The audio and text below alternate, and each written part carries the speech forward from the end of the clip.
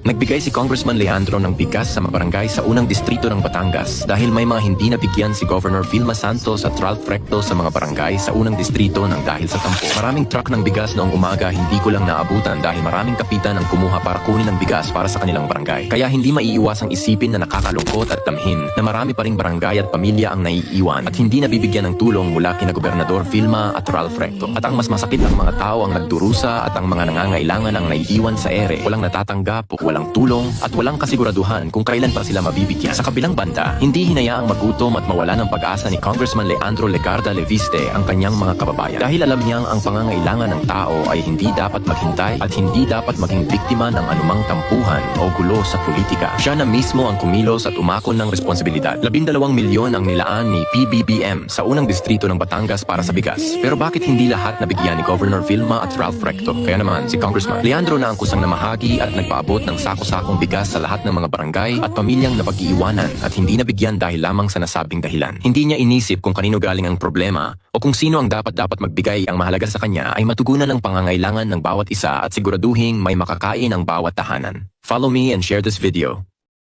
Nag-deliver ng isang truck ng bigas. Tigte 25 kilos. Pag tinignan mo yung bigas, yung 25 kilos, tinurado. Ang tatak, yung tatak ng bigas. Wala nga namang padagan. Pero sa gulang, nung ibabamahagi na, nung buksan ng 25 kilos, nakaripan na siya ng 5 kilo. Dapat ilugod po yung bigas na 5 kilo, babanlan sa inyo, at mamudha ang politiko. Ganito ang naging homily ni Father Jason Siapco sa misa na ginanap kaninang umaga sa Parish of Santo Niño. Madiin niyang pinuna ang di umano'y lantarang paggamit sa simbahan ng ilang politiko sa Batangas.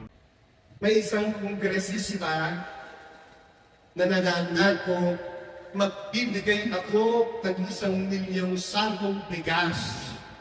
Hindi ito galing sa gobyerno, ito'y galing sa aking sariling bulsa. Naroon na mo yan. Pero ito ang problema. Gusto niyang pamigahin, pero ayaw niya sila ang magkain. Ang gusto natin padaanin sa simbahan o sa mga parokya ang pagbibigay. Sa unang tingin mo na masama. At wala tinawang masama kung mamamahagi, pero kung mamahagi ang simbahan, at silang pinagaling sa kanya, teka, sasabihin, inaiandon sa yata ng simbahan ang movement mong ito. Kaya ang nananalig